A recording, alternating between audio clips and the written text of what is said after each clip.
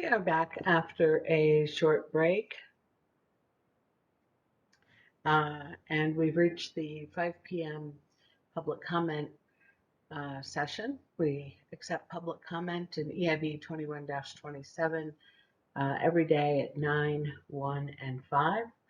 The three commenters who reached out to the board administrator are in this order: Carla Sontag, Victor Snover, and John Mattis. If you are on the platform and would like to offer public comment but haven't reached out to the administrator, I'm still happy to take your comment. Just reach out through chat, which is enabled for everyone, or call or text Pam Jones at 505-660-4305. Public comment is taken under oath, is taken by audio, not video, and is limited to 5 minutes. So let me find Ms. Sontag first. Ms. Sontag, I've unmuted you. Can you hear me? Yes, ma'am. Oh, good. Your voice is nice and clear. If you would please spell your name for the transcript. Carla, C-A-R-L-A, Sontag, S-O-N-N-T like Tom, A-G. Thank you, and raise your right hand. Do you swear or affirm to tell the truth? I do. Thank you. I'll start your 5 minutes now.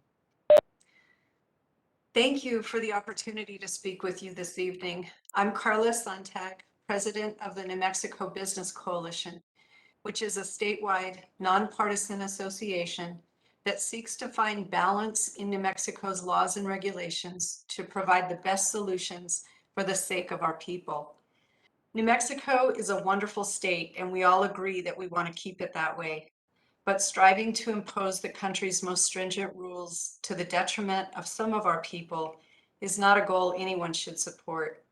We have seen oil and natural gas producers proactively accomplishing much over the past several years to minimize release and flaring of methane. We urge you to allow this process to continue with flexible regulations that promote this problem-solving creativity. That would allow producers to develop and implement cutting-edge technologies. This type of innovation would be much more beneficial to all of us in the long term. Fortunately, the oil and gas industry is doing well right now and providing a huge surplus for state revenue. We know, however, this is cyclical and will not continue forever. There is debate over the financial impact this rule would have to the state, but we can all agree it is significant. While the state is flush with cash, the administration may believe the financial impacts are not a problem. Unfortunately, the extra wealth the state is receiving now will not last forever. And when we hit our next down cycle, as we will experience a greater impact of this rule at that time. While the proposed rule has been changing, even right up to the start of this hearing, it's concerning to hear any discussion that could impact the recycling of produced water from oil and gas operations. The state should encourage the industry to recycle produced water so that fresh water stays in our streams and aquifers. We need to make sure that the final rule will allow continuation of produced water ponds so that oil and gas companies in our state can keep investing in and recycling water. This proposed rule will affect our smaller producers disproportionately. We appreciate the attempt to consider those smaller producers, but we don't believe it is accomplishing what it should. I encourage you to work closely with industry producers to find a way to accomplish what is desired and save as many people as possible from the unemployment line. We're going to feel a ripple effect from the implementation of this rule. As local taxes drop, several communities will be affected. The Four Corners area has been pummeled by other issues and will be hard-pressed to withstand another blow. But many communities will feel this loss. We're also going to see an impact on associated businesses that supply goods and services to the industry. After the last 18 months of COVID-related issues, our businesses need a break. The rule as it currently stands could cost the state more than 1,200 industry jobs and 3,200 related jobs across the state. What's most important, though, is talking about the people behind those numbers. Because what we should be talking about is the impact to the lives and livelihoods of some incredible people in this state. These aren't just jobs. These jobs represent people who work hard every day to provide for their families, to feed their children, and make sure they have a home to live in. Please consider the full impact of your decisions on our people and put them first. Thank you. Thank you very much, Ms. Sontag. We'll go now to Mr. Snover, and I saw you on the platform. Mr. Snover, I've unmuted you. Can you hear me? I can. Can you hear me? Yes, very clearly. Thank you. Would you spell your name, please? Yes, it's Victor, Victor, and Snover, SN like Nancy, OV like Victor, ER. Thank you, and raise your right hand. Do you swear or affirm to tell the truth? I do. Thank you. I'll start your 5 minutes now. Okay. Well, thank you for allowing me to speak. I appreciate the opportunity. Thanks to everybody that's been appearing so far in this testimony throughout the entire process. And I will be brief. I have a commission meeting to go to soon. So I just want to say, you know, in a letter that was sent to the New Mexico EIB, myself, along with 25 other elected officials representing what really amounts to hundreds of thousands of New Mexicans, was signed by us urging the passage of a strong methane rule. I also want to thank Governor Lujan Grisham for committing to passing what has become the strongest methane rules in the nation. And as elected officials, we all recognize that states and the federal government have not really moved quickly enough to combat climate change. And because of that, we have to do more as states to do more to take on this existential crisis that threatens the West economy and its public health with increased temperatures, drought, and wildfires. We urge the EIB to make good on the governor's commitment and implement the strongest rules in the nation, which include robust leak detection and repair requirements, robust timelines for retrofitting existing equipment with pollution control equipment, and installing pollution control equipment at new facilities, and increased LDAR for oil and gas operations. A lot of this technology exists. It can be done. Just have to get it done. And I appreciate the time that you've given me, and from everybody attending today, and that has attended during this hearing process throughout. So thank you very much, and that is all I have. Thank you. Thank you, Mr. Mayor. Let me go then to the final commenter for this session, John Mattis. Mr. Mattis, I'm unmuting you. Can you hear me? Yes, I can. Can you hear me? Yes, I can. Thank you. Would you spell your name, please? John, John, Mattis, Maddaus.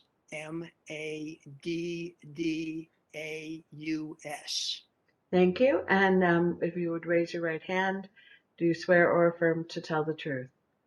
Yes. Thank you. I'll start your 5 minutes now. Thank you for the opportunity to speak at this hearing.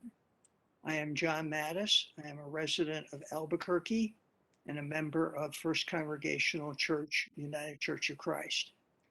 We are a Green Justice Church.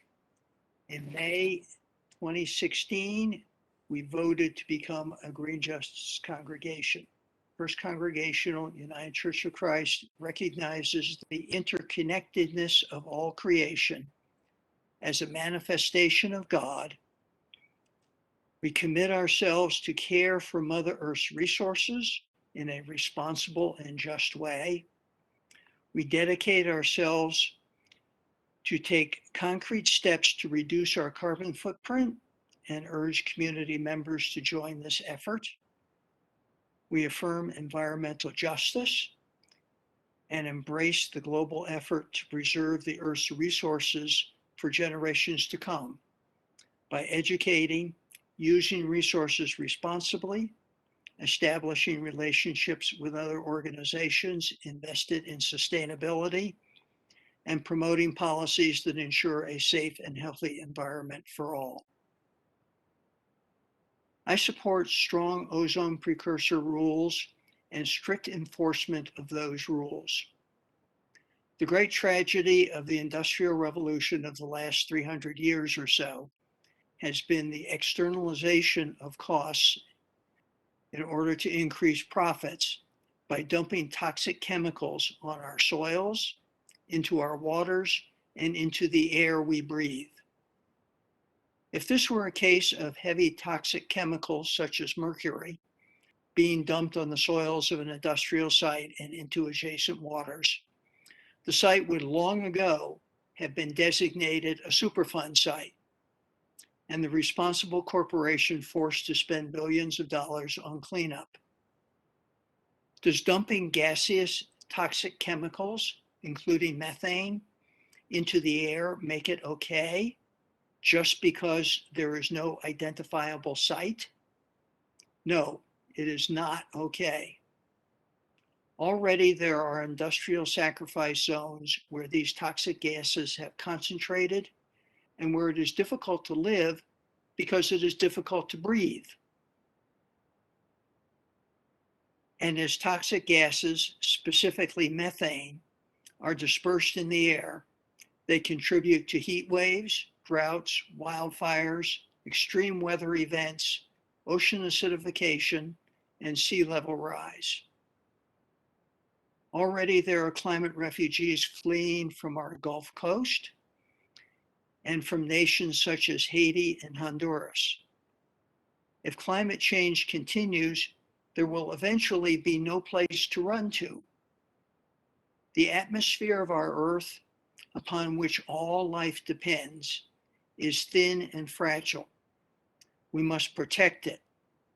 Stop releases of methane and other toxic gases now.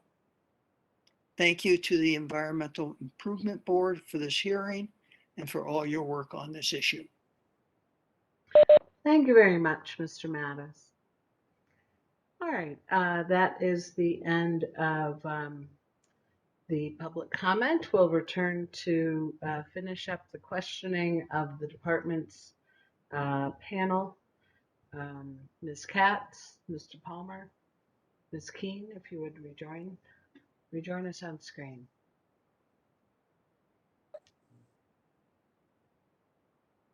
Thank you. And I believe, I think we had finished questioning by Mr. Jano, and it appeared perhaps Mr. Heiser had questions. Mr. Heiser. Thank you, Madam Hearing Officer. Ms. Keene, do you, as the Air Quality Bureau Chief making recommendations to the board, believe that the mix of controls that the department has selected in the department's pneumatics proposal, which is a relatively rapid implementation of leak detection and repair on these devices to prevent malfunctions, incentives for early reductions by those who have the financial capability to do so, and a slightly longer extended period for those who may not have the financial capability to do that, represents the optimum mix for the peculiar circumstances in which New Mexico finds itself now? I do, and in addition to the inclusion of the small business facility definition. Thank you, Ms. Keene. I forgot that part of your proposal, but it is part of your proposal as well. And then I know that Mr. Palmer spoke to the reductions that would be seen, but in fact, is it not true that there would be somewhat higher reductions towards the beginning of that phase out period as the LDAR program also started to go into effect and we captured more of the emissions from malfunctioning devices as they were fixed and repaired? That is likely true. Thank you, Ms. Keene.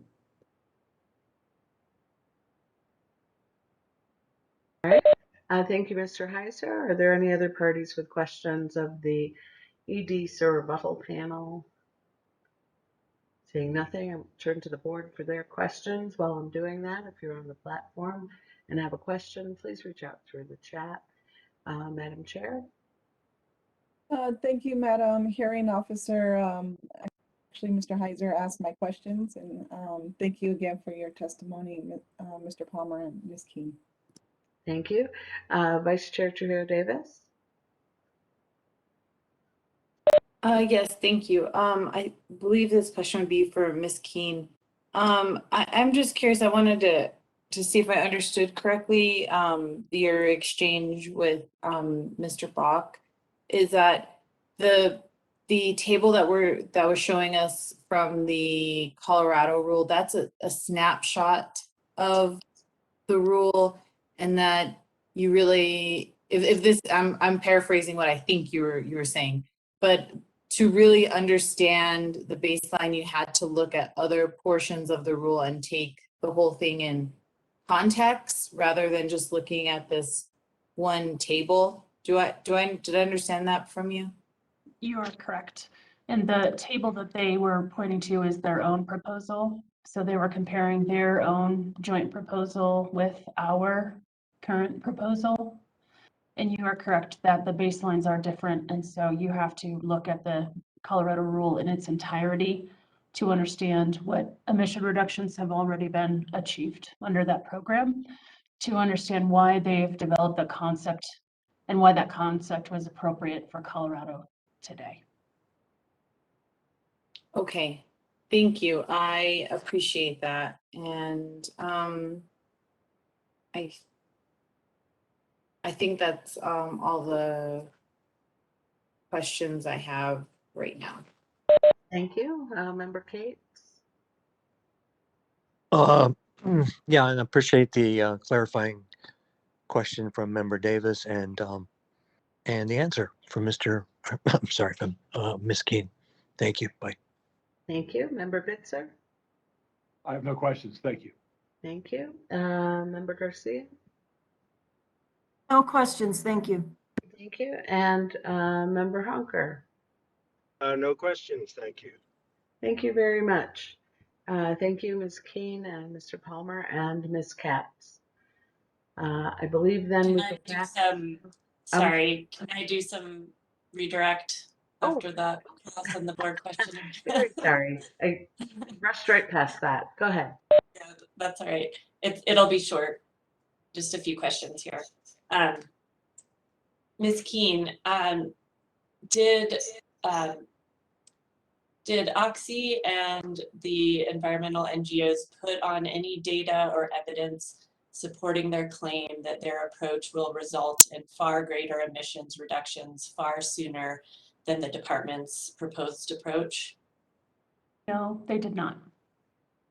And does the department's proposal allow operators to prioritize high production sites? Yes.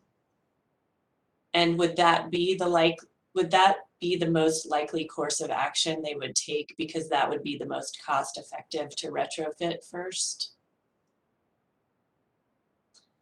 And Mr. Palmer, so just because the NMED timeline goes out further than that proposed by the environmental NGOs and Oxy, does that mean that NMED's approach is less stringent?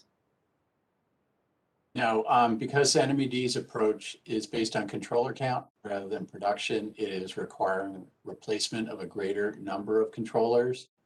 And that means that there will be fewer controllers out there that will have the potential to emit and the potential to malfunction as well. Okay, thank you. That's all I have. Thank you, Ms. Katz. All right, now I think we want Ms. Gutierrez. Oh, wait, Vice Chair Trujillo Davis? Yes, I had one more. Can I ask a question of Mr. Holderman? Is that appropriate at this time? I lost count of where we are in the process here, so. Right. So let's complete, if we're done with the Environment Department's rebuttal panel, let's let them go. Thank you, Mr. Palmer, Ms. Katz, and Ms. Keene. We have Mr. Jano on screen. Mr. Jano, do we still have Mr. Holderman available? Mr. Holderman's here and happy to answer questions. All right, Vice Chair? Thank you. And I apologize for losing our space in this very complex hearing. No So worries. thank you for accommodating me. Mr. Holderman, I had a kind of just a like a basic question about operations. When somebody conducts an LDAR report or an LDAR survey, and they find a pneumatic that is out of compliance or leaking, do they fix it? Yeah. I mean, I guess if you go to Quad OA compliance or something like that, you have 30 days to fix any leaks that you find. I'm trying to remember the number off the top of my head here, but yes, if we do LDARs, we typically would target a week or so if it's equipment that we have on hand. It sometimes takes longer if you have to order new equipment that you don't have in your stock. But yeah, we do fix it. Okay, thank you. I was just trying to reconcile some of the testimony that we heard about failures of them. So as I understand, if you do a survey, you do fix any sort of leak. So okay, thank you for that. I appreciate it. All right, thank you. Let's turn now to Ms. Gutierrez and Ms. Nolting. Thank you, Madam Hearing Officer. And I know we are well into our hearing fatigue, so we will aim to keep this just as brief as possible. For everybody's benefit, we will be referring to Kinder Morgan rebuttal technical testimony at Exhibit 17. Ms. Nolting, as your qualifications have already been presented, can you please introduce yourself to the board?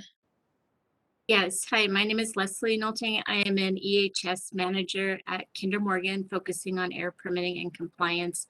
I just want to say thanks everyone for their patience with my technical difficulties earlier. Thank you.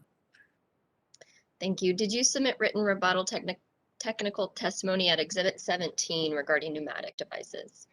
Yes, I did. Do you have any changes to that testimony? And if not, do you adopt your written testimony here today? I don't have any changes, and yes, I adopt it in full. Were you able to hear NMED's presentations and multiple of them regarding pneumatic controllers both this morning and this afternoon? Yes. Following that presentation, does Kinder Morgan have any additional requests or revisions to the department's proposed Section 122? We do not. We support the NMED's proposed Section 122 as described by Ms. Keene in her testimony this morning. In particular, we appreciate that clarification that the department intends for that Table 2 schedule as the schedule for achieving the certain percentages of non-emitting controllers at transmission compressor stations.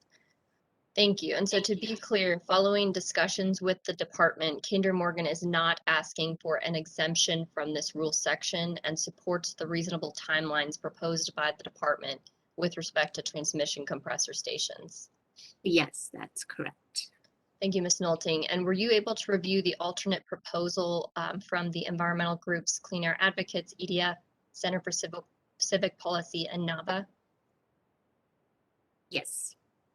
Is it your understanding that this proposal is proposing that any site with commercial power retrofit all emitting controllers to non-emitting within 6 months of the effective date? That is my understanding, yes. Do all of your transmission compressor stations have commercial power? We do have commercial power at all of our transmission compressor stations, but there's an important point that cannot be left out of this conversation. The fact that we do have purchase power does not uniformly mean that we have adequate power for any additional equipment, meaning in most cases, we limit the electric power, including the infrastructure, to only what is needed to power the relevant equipment. If additional equipment is added to pull from that same power source, in many cases, we may have to upgrade the electrical system. It's inaccurately to uniformly assume that any electric power source is adequate power. Thank you, Ms. Nolting. And as a point of clarification from prior testimony by Dr. McCabe, do you have backup power at all transmission compressor stations? No, there are 2 stations that I know of off the top of my head that we do not have backup power in those subject counties for this rule. I think Dr. McCabe's statement on this issue might have been based on our testimony regarding emergency engines, in which we were speaking in general terms regarding the use of those engines. But I can confirm that it is not the case that we have backup power at all of our stations. Thank you. And referring back to the environmental group proposal, is the 6-month proposed timeline to retrofit all emitting pneumatic controllers reasonable and feasible? No, it is not. Can you please describe some of your concerns with this proposal? Yes, as I just mentioned, even if we have power, it may not be adequate for the retrofits or replacements of those devices that will be required. To be able to receive more power, the existing electric infrastructure at the site may need to be upgraded. This could require significant design and facility modifications, which would not only be extremely costly, but is easily a multi-year process. Second, even if sites have adequate commercial power, a 6-month timeline is not feasible for retrofitting or replacing all controllers. We first need to do an inventory of all those controllers, which is a significant undertaking in and of itself. We would need to do engineering and design. Based on my experience, I would expect that once we place an order for non-emitting controllers, it would take 3 to 6 months to receive the equipment. There's the added time to schedule the work for the retrofit at each station. Again, this is a significant and sometimes multi-year process, which is why the department's phased schedule makes good sense. Thank you. And is it also your understanding that the environmental group's proposal would further require any transmission compressor station to retrofit to non-emitting within six months without regard for whether the site has commercial power? That is my understanding. Do you have concerns regarding this proposal? Again, we don't have any sites without commercial power, but for the same reasons I stated before, 6 months for a site, even with commercial power, is not workable. If there's a case where a site has no access to grid power, an expectation for retrofit within 6 months or even several years is infeasible. And to your knowledge, did these groups produce any technical evidence detailing the feasibility of transmission compressor stations retrofitting pneumatic controllers to non-emitting within 6 months? Not to my knowledge. Clean Air Advocates makes the broad statement that because transmission compressor stations generally have access to electric power, that it would be quote unquote easy. However, they produce no technical evidence, discussion, or analysis of modifications that may be required if current electricity is inadequate to support the additional equipment. And lastly, is Kinder Morgan's ask that the board reject the alternate proposal as it relates to transmission compression? Yes, it is not a sound proposal. Thank you, and I offer Ms. Leslie Nolting for cross-examination. Thank you very much, Ms. Nolting and Ms. Gutierrez. If you're a party with questions of Ms. Nolting, please turn on your camera.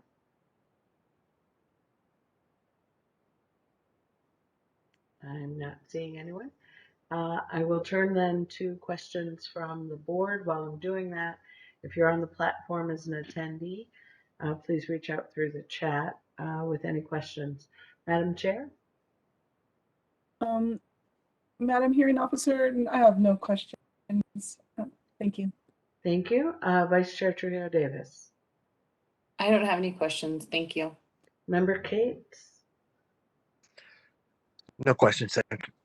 Thank you. Member Bitzer? No questions. Thank you. Member Garcia? No questions, thank you. Thank you. And Member Honker, who I believe just had to depart a minute ago. All right. Thank you very much, Ms. Nolting and Ms. Gutierrez. Thank you.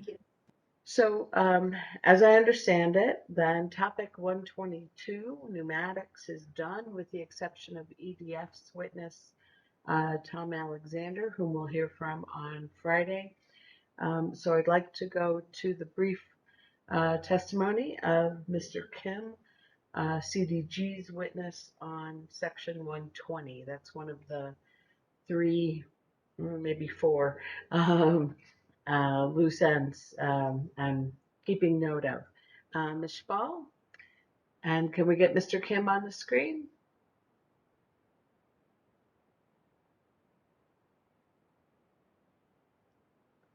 Not seeing him. Oh, I'm already a panelist. Can you guys hear me? Yes, nice and clear. Thank you. Go ahead. Perfect.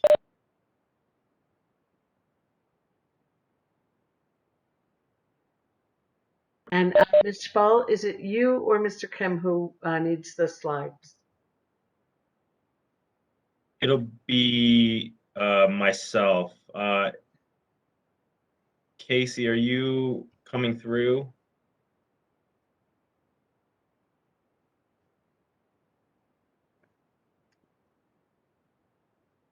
All right, I've passed slide presentation to Mr. Kim. We can't hear you, Ms. Spall. I will unmute you. There, you're unmuted. Oh, that helps. All right. Can you hear me now, Mr. Kim? Yep, I sure can. Thank you. Okay. Okay, good evening, board members. Mr. Kim's testimony has been admitted. It's Appendix A to his original testimony and Appendix A to his rebuttal testimony. And we're going to be speaking briefly about Section 120. Mr. Kim, could you please summarize your concerns with Section 120? Yes, I'll do that. And if you give me a second, let me share my screen on my slide. So let me get that up.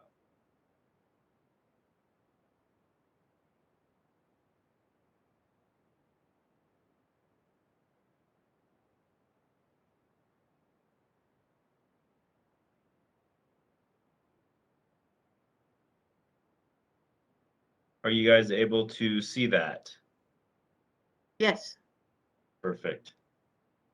So yes, I do have some concerns about 20.2.50.20 and MAC as proposed.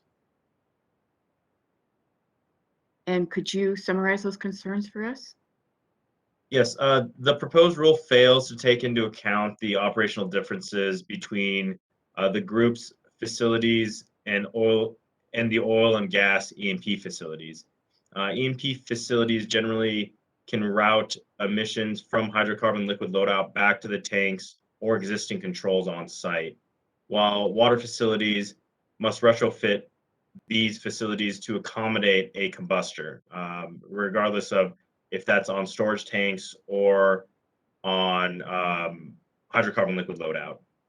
The proposed rule also fails to take into account the difference of the emissions profile of the oil from the E&P facilities and PWMU facilities. For instance, 13 hydrocarbon liquid loadouts from a PWMU will result in far fewer emissions when compared to 13 hydrocarbon liquid loadouts at an E&P facility. And what threshold does NMED propose for hydrocarbon liquid loadouts? NMED proposes 13 loadouts per year, which does not equate to any standardized annual VOC emissions limits. For example, 13 hydrocarbon liquid loadouts at an E&P site will have substantially higher VOC emissions than 13 hydrocarbon liquid loadouts at PWMUs, thus holding PWMU operators at a more stringent and unnecessary standard. So is this threshold appropriate for hydrocarbon liquid loadouts at PWMUs? No, because the dead oil has a low BTU content and a low VOC emission level. We will need to have supplemental fuel delivered to the site and stored at the site. And we will also need to introduce supplemental fuel into the waste gas stream to increase the combustion efficiency to match the regulations. This will increase NOx emissions substantially with little to no VOC emissions reduction. And how does this proposed rule affect the commercial disposal group? The process of managing produced water requires us to separate out low volatility and low BTU hydrocarbon liquids. Such loadout might be subject to the rule, even though it is technologically infeasible to control the emissions from this operation without the addition of supplemental fuel. So are you proposing an alternate threshold? Yes, the group proposes a threshold of 2 tons per year VOC. And what alternate language are you proposing?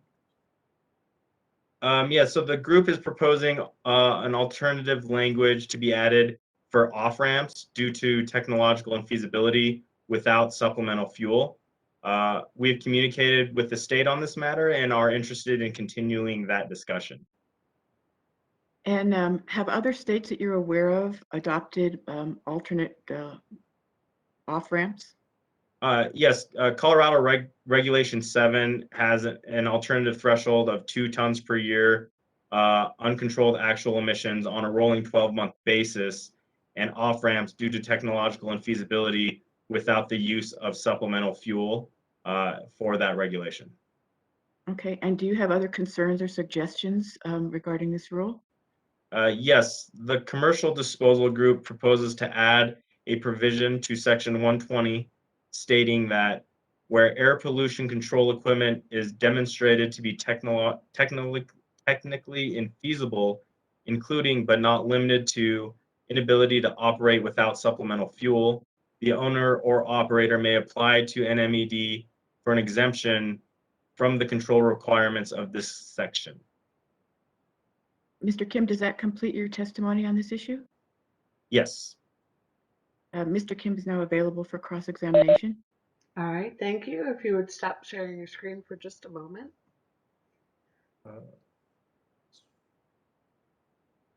Okay. Thank you. If any party or party representative would like to ask questions of Mr. Kim, please turn on your camera.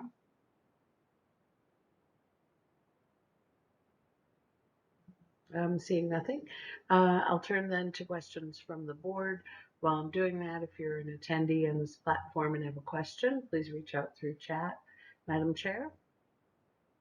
Yes, thank you, Madam Hearing Officer. So as I understand, Mr. Kim, you've proposed this language. What's been the feedback from NMED on the proposed language? You know, so what we've had discussions with NMED as well as some of the other companies that are working for this regulation, and NMED has pretty much told us that they would like to work with us as well as the other groups to come to an agreement on proposed language. Okay, and as you testified, you said there's some similar language in the Colorado rule as well that you're proposing to be part of this New Mexico rule. Is that correct? Yes, that's correct. Okay. Thank you. That's all I have for right now. Thank you. Thank you. Vice Chair Trio-Davis? Thank you. So Mr. Kim, if I understand your issue correctly, are most of your VOCs coming, are they dissolved VOCs in the produced water? So when we speak about produced water, our VOCs are entrained in our oil, just like at an E&P facility, right? You have oil, and that oil has gas and water associated with it. When we get our water, we get what you would consider dead oil from that water, right? We get it, we separate it out from the water, and then that oil goes into an oil tank and then out of the hydrocarbon liquid loadout section or truck loadout. And so the VOCs would be entrained in the oil. We differ in that our water and oil that we do receive should have little to no flashing emissions because it has already gone through all the separation upstream of us at an E&P facility or say a midstream facility or a drilling pad. And then it's either piped or trucked to our facility. And so at that point, there is also less emissions associated with that. So is that dead oil that you're referring to, is that closer in consistency to like bottom sludge or BS&W? Yeah, so I mean, at our facilities, what you can see is, for instance, if they have, say, a tank clean out, right? It's that sandy, sludgy material at the bottom that it isn't fresh or per se it's low volatility. It would be consistent with that, as well as from a standpoint, if we want to get technical, it would be somewhere less than RVP5 in most cases. Okay, that clarifies for me. Thank you very much. Thank you. Thank you. Member Cates? Yeah, no questions here. Thank you. Thank you. Member Bitzer? No questions, thank you. Thank you. Member Garcia? No questions, thank you. And that's it for the board questioning. Does that raise for you any redirect, Ms. Schwal? No, it doesn't. Thank you. All right. Well, thank you very much, Ms. Spall, and thank you, Mr. Kim. Ms. Katz? So, Madam Hearing Officer, the department would request to put on Ms. Keene to address the testimony provided by Yes. Mr. Kim. Yes. Ms. Keene, let's see, there you are. Do you need a slide presentation? No. Okay, go ahead. Thank you. Ms. Keene, what is your response to the proposal presented by Mr. Kim to include a potential to emit threshold of 2 tons per year for applicability for this section? The department attempted to address that with the increasing or providing a threshold for the total number of loadouts. Apparently that didn't fully address this specific issue, so the department is willing to revise the rule to include a 2 ton per year applicability threshold for these types of events also. Thank you, and to propose that for the board's consideration. That's correct. And then what is the department's response to the proposal to allow for technical and feasibility demonstrations to be made and request for the department to review and approve those? Correct. And we are trying to limit the number of technical and feasibility waivers that will be submitted to the department because we just simply cannot handle the volume of those that, we feel that we would receive. And so my proposal would be just to continue working with the stakeholders on identifying other alternatives that address that issue outside of authorizing waivers be submitted to the department. And is that, I guess I would just say, and is there in very extreme circumstances or, where there's really a problem, does the Air Quality Control Act have a variance provision that allows for the board to grant a variance from the rule? It does. Okay, thank you. That's all I have. All right, thank you. Is there any party who would have questions of Ms. Keene based on that bit of testimony? Ms. Schwal, do you have questions of Ms. Keene?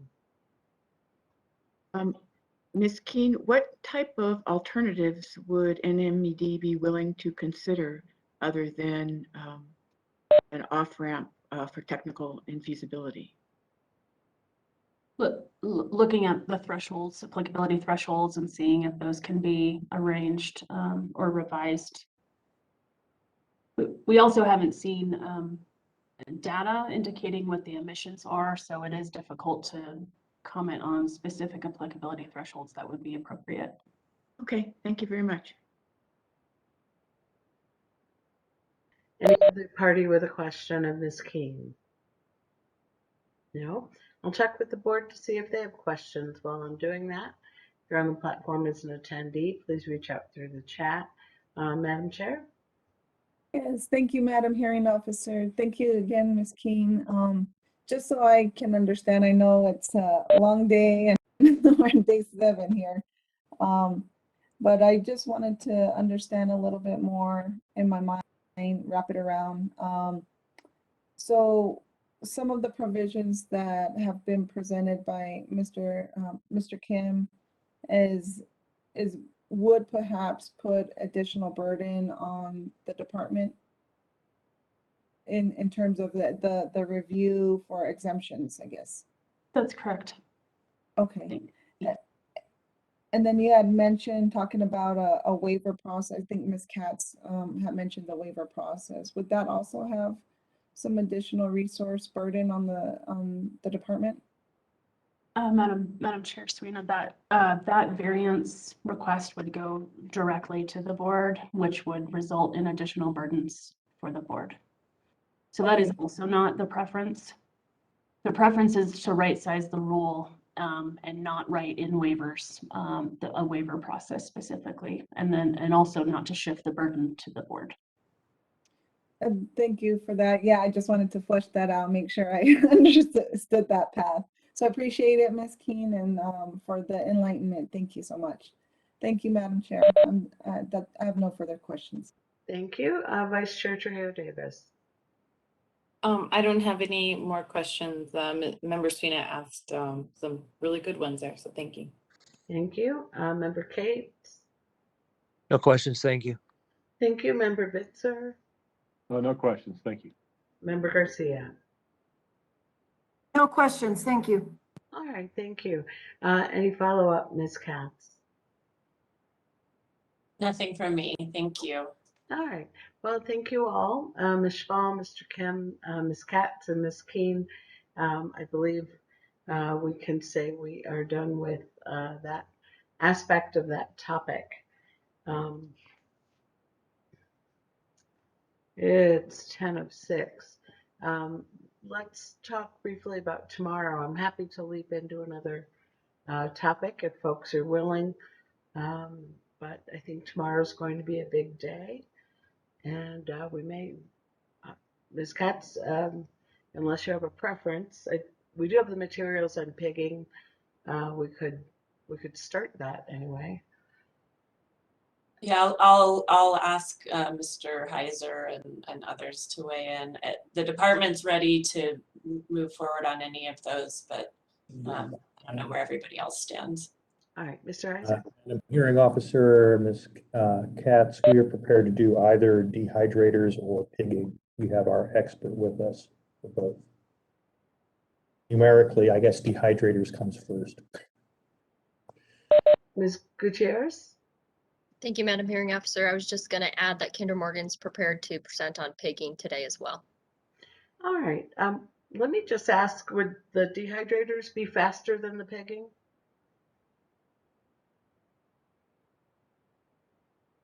We don't, there's not very much on the dehydrator provision. It probably will be quite fast. All right. Yes, I think you will. I think that would be my preference then. Mr. Boutier, you want to weigh in? Yeah, Madam Hearing Officer, I may have missed some communications on this, but I had understood we were going to try to get to Ms. DeVore for the MPS relating to engines today or in the morning. Okay, so I had very much wanted to call on Ms. DeVore at the end of pneumatics. I had, in fact, my original plan was to call on Ms. DeVore before I called on Mr. Kim. Ms. DeVore, though, had to exit at 2 p.m. Her workplace conflicts prevented her from being here this late.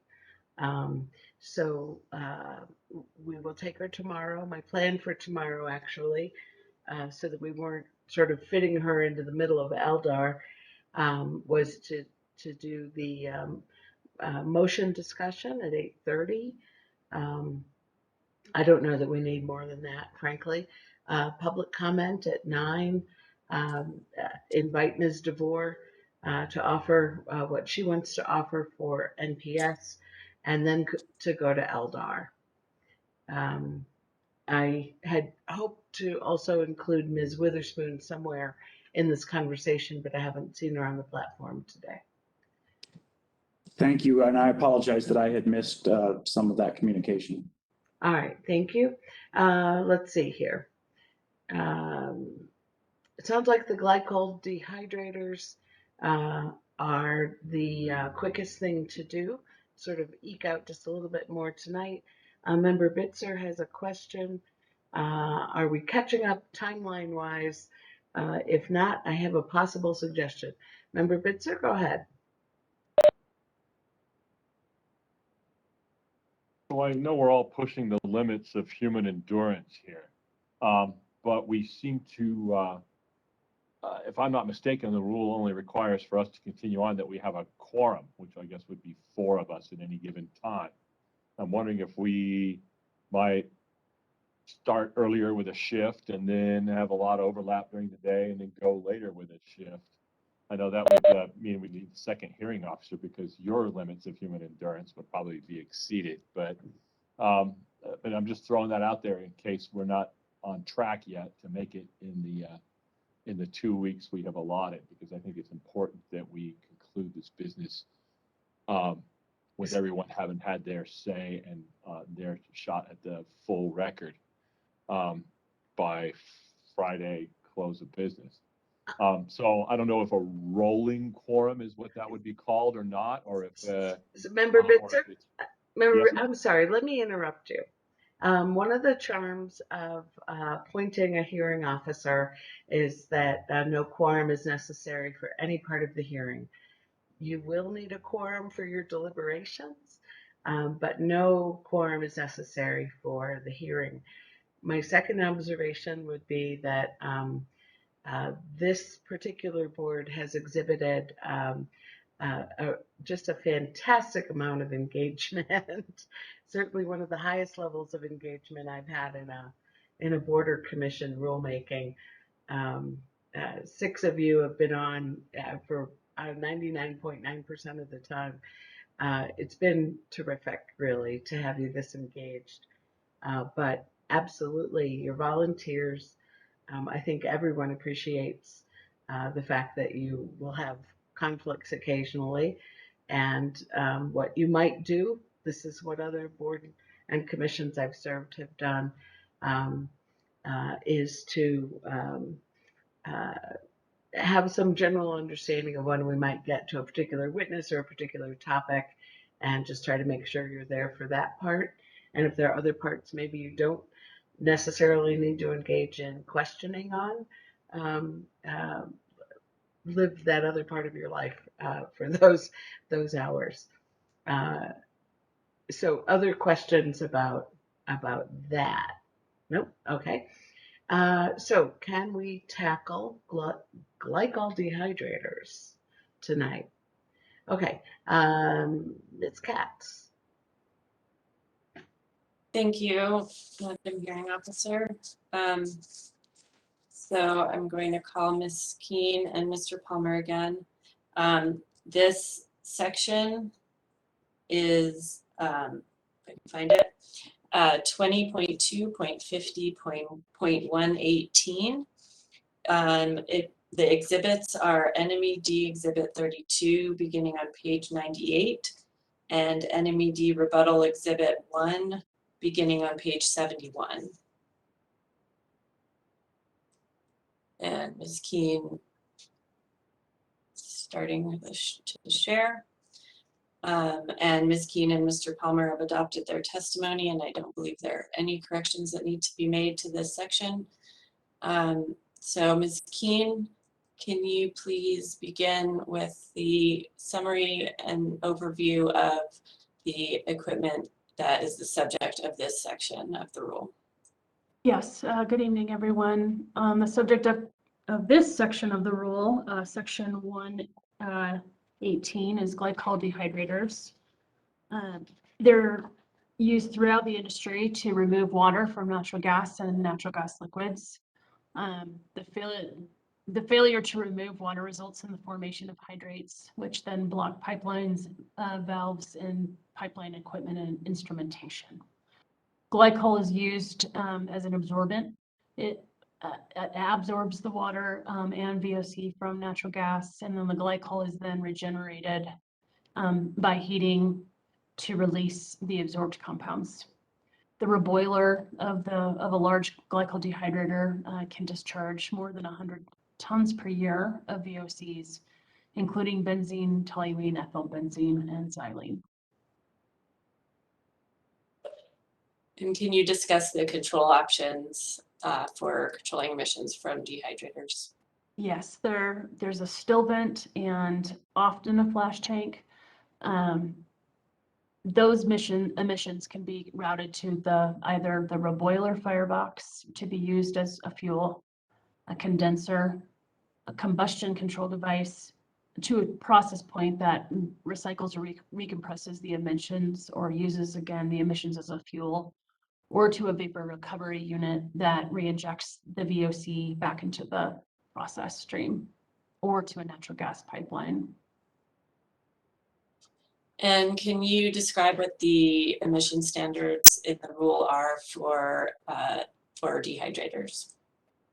Yes, the rule as proposed requires existing dehydrators with a potential to emit greater than 2 tons per year of VOC to reduce their VOC emissions from the still vent and flash tank, if present, by at least 95% no later than 2 years after the effective date of this part.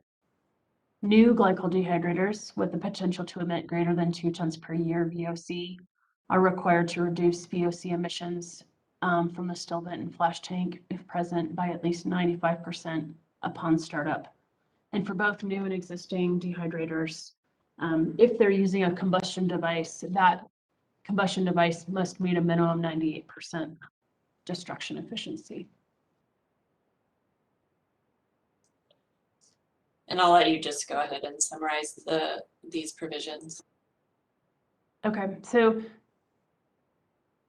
I have the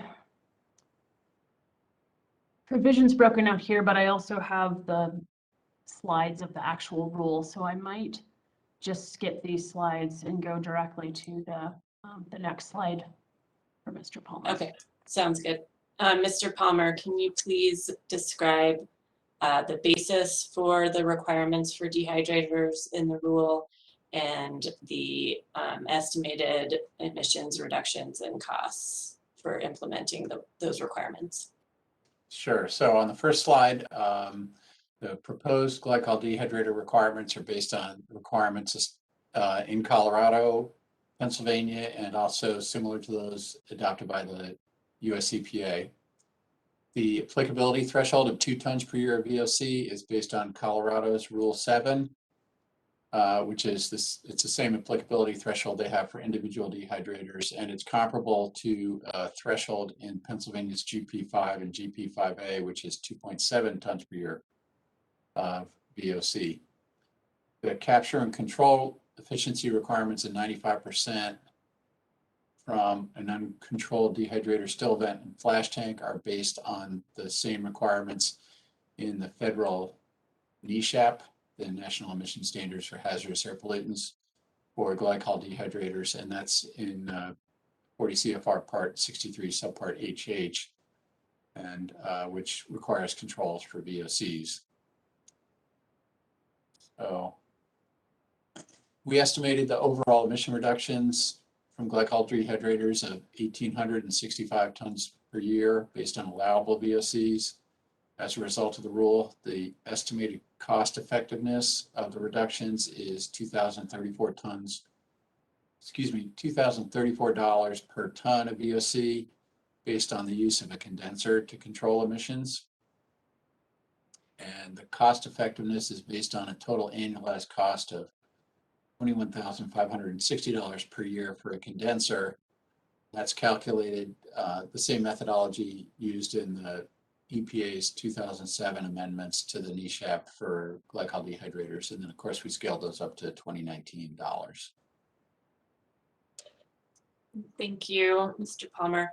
And Ms. Keene, can you walk through, summarize the provisions of the rule and revisions that were made based on the stakeholders' comments? Yes. So as we've discussed for other sections, we have this similar framework here for glycol dehydrators with the paragraph A speaking to the applicability. establishing that glycol dehydrators with the potential to emit equal to or greater than 2 tons per year of VOC and located at those sites are subject to the requirements. The emission standards are outlined in paragraph B. I've already gone through those, so I won't restate those. We received minimal comments on this section.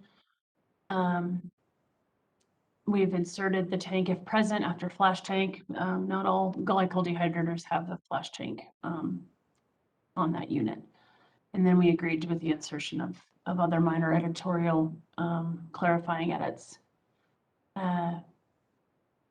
NMOGA did request that we exempt glycol dehydrators that have an actual natural gas throughput of 3 million standard cubic feet per day or less. That request was not accepted by the department.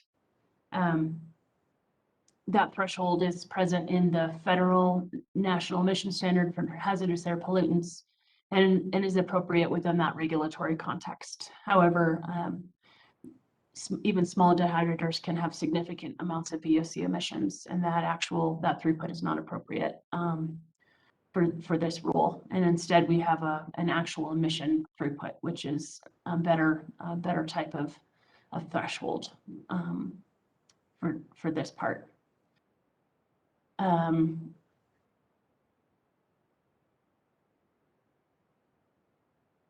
There are requirements that are specific to operators that use a VRU to comply with the emission standards of this part. Those are spelled out in paragraph 3B. It states that the VRU shall consist of closed loop system of seals, ducts, and a compressor that re-injects those vapors into the pipeline. It also establishes a minimum operational requirement of 95% of the time that the facility is in operation, and requires that the VRU be installed, maintained, and operated in accordance with manufacturer specifications. Paragraph 3B is a prohibition against venting directly to the atmosphere during normal operation.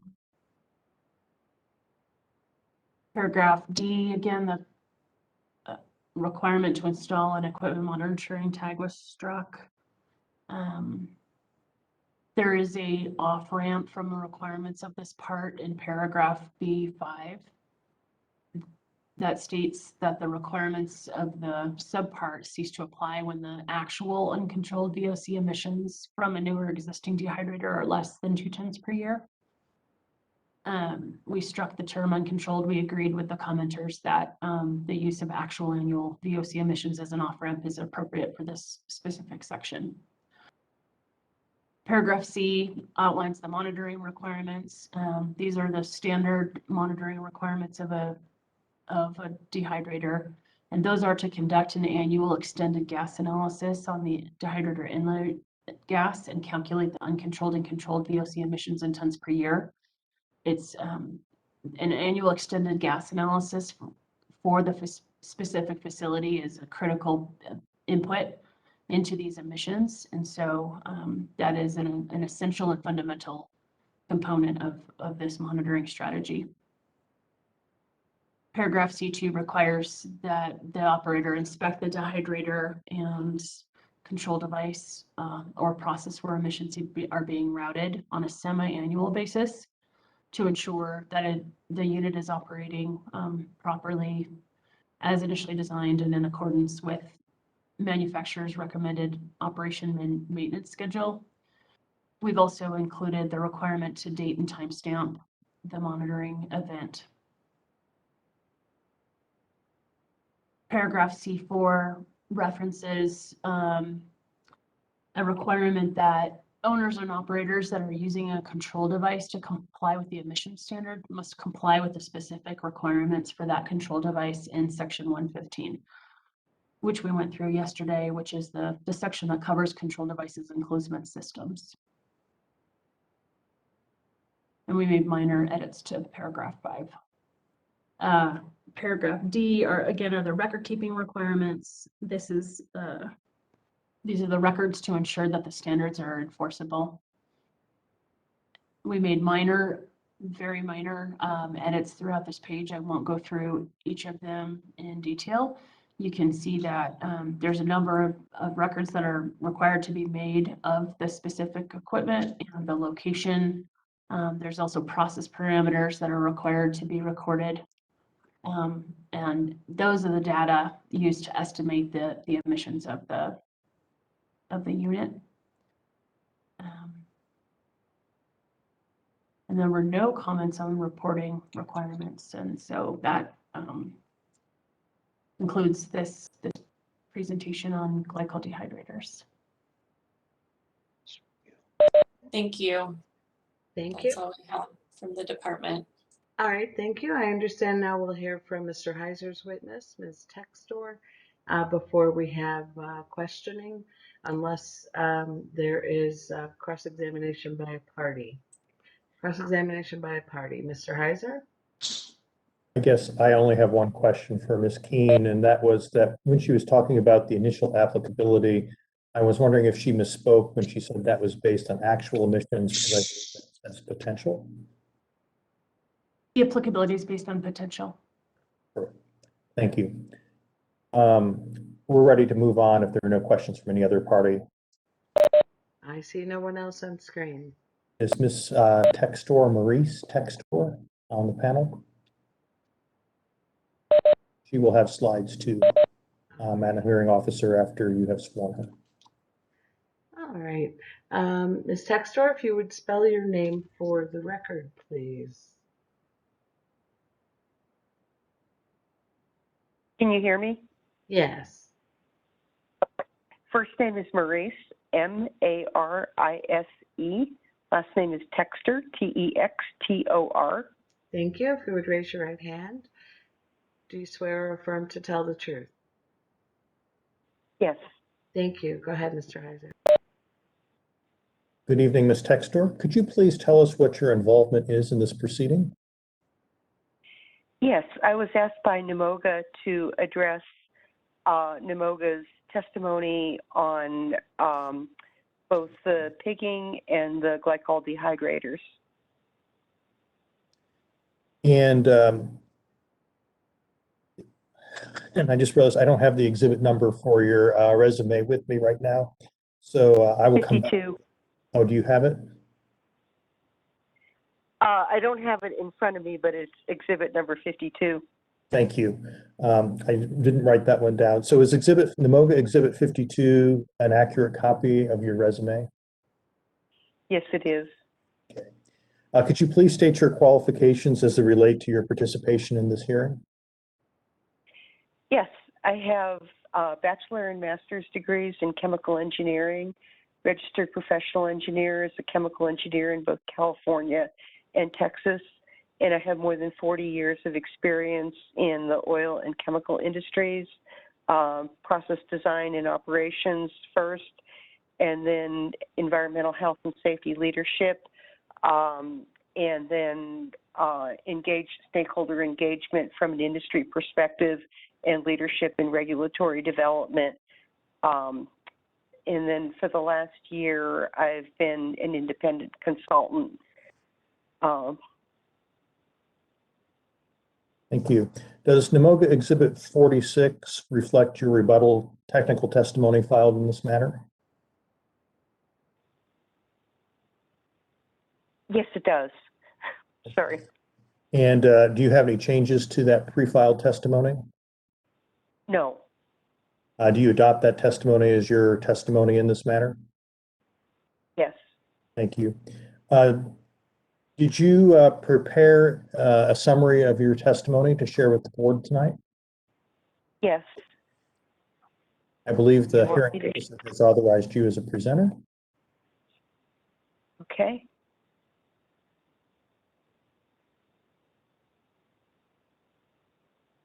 Okay, can you see that? Yes, it's a bit off center, but we can see it. Let's see, I can make that bigger. Perfect. And move you out of the way. Okay. So did you want me to walk through this? Yes, okay, please. I'm sorry. Go ahead. Okay.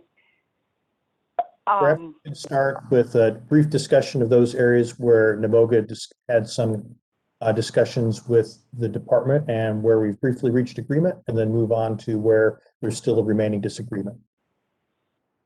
Okay. So there were 3 areas that NMED had made changes to the rule that we're in agreement with. All of those were covered by Ms. Bisbee Keene a few moments ago. The issue of whether or not the flash tank was present, changing natural gas to vapor in the wording for the flash tank overhead, because that is typically far less methane than natural gas would be, and emissions not vented directly to atmosphere during normal operation, in part at least because once it goes through a control device, it still gets vented to the atmosphere downstream of the control device. So adding directly addresses that. Thank you. Okay. Remaining issues, yes. Yeah, there's 3 areas that we're still in disagreement with the proposed rule from NMED.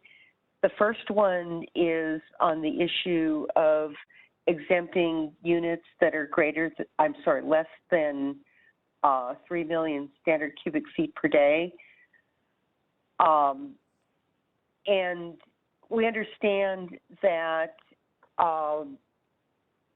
these units, we understand NMED's perspective that these units could still have significant emissions, but nonetheless, they have been, this exemption would be consistent with the exemption that EPA put in the MAC rule, subpart 8HH, covering glycol dehydrators.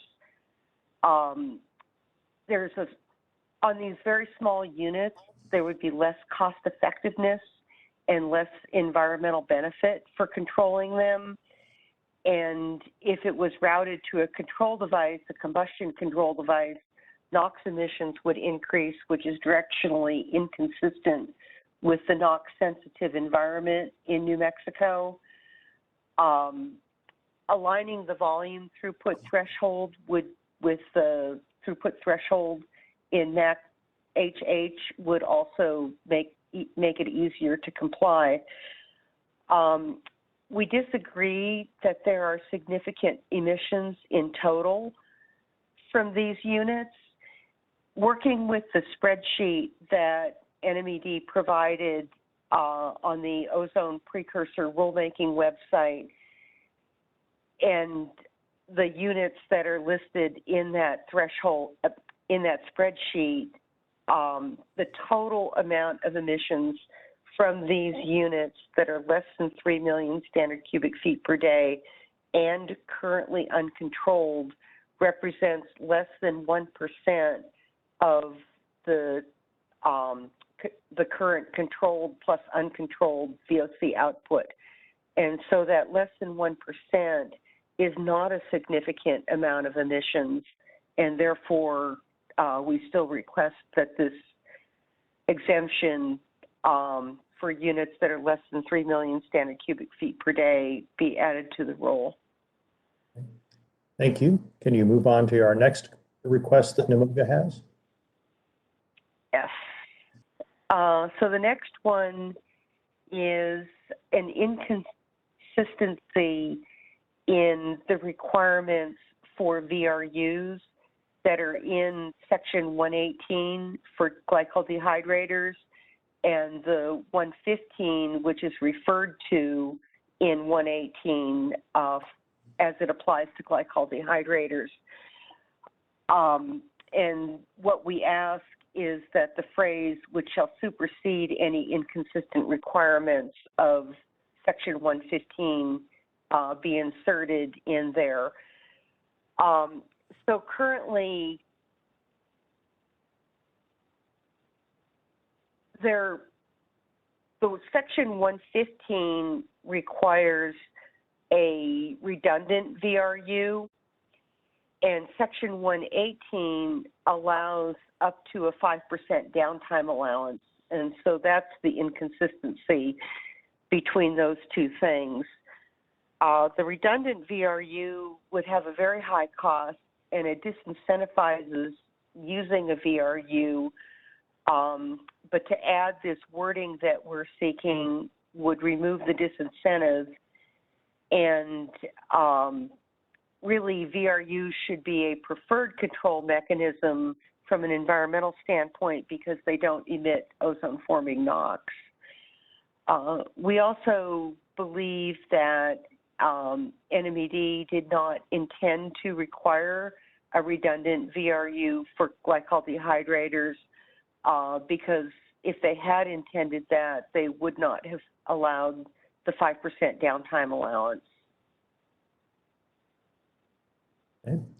Thank you. Is there one more issue that's being recommended? Yes, one more. And then in the monitoring requirements, there's a requirement to sample the gas, and we request that a representative gas analysis may be utilized through this calculation be inserted in there. It's costly requirement to sample each location, and it's not transparent to us whether or not this cost was included in the NMED cost analysis. But an engineering judgment of what a representative gas analysis is would not introduce an appreciable uncertainty into the emissions calculations, but it would improve the cost effectiveness without impacting actual emissions or changing compliance decisions. We understand NMED's rebuttal testimony, that their written rebuttal that explains that the estimated emissions should be based on the most accurate information available, and that calculations based on the composition of the actual gas being processed are by definition more accurate. But when you consider the other variations that are in the calculation, could be variations in flow rate, variations in gas composition, that this using a representative sample would not introduce an appreciable additional variation into the calculation. Okay. And do you have a sense, Ms. Texter, of what that representative gas analysis might cost? I do not have that information. I'm sorry. That's okay. I do not believe, do we have it? I believe that's all we have on this section. Is that correct, Ms. Textor? Yes, I think that's correct. All right, I do not have any additional questions. So Madam Hearing Officer, we would make her available whenever you have the panel questions. All right, thank you. Let me see if there are any other parties who have Reese, questions. if you can release the screen. Yeah, how do I stop sharing? That's all right. Oh, I'm just looking here. There we go. I found it. I'm sorry. Thank you. Any party questions of Ms. Textor? Nope. So as I understand it, Ms. Keene, Ms. Texter, and Mr. Palmer will be questioned together by the board. Or maybe it was just Ms. Keene. I'm sorry. All right. Board members, I will turn to you for your questions. While I'm doing that, if you're an attendee on this platform and have questions, reach out through the chat. Madam Chair? Madam Hearing Officer, I don't have any questions at this time. Thank you. Vice Chair Trujillo Davis? Yes, thank you. Ms. Keene, is that, are we reading that correctly? Did the, I'm sorry.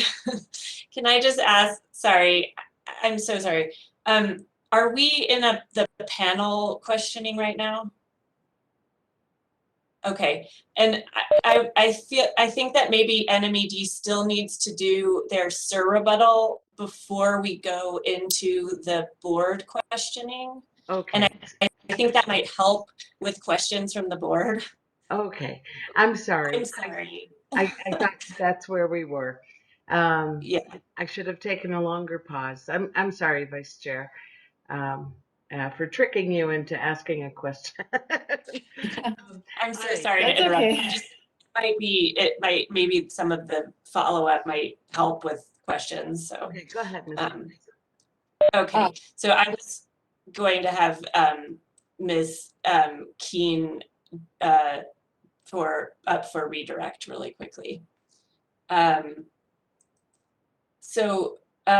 Ms. Keene, regarding the request for the throughput threshold, can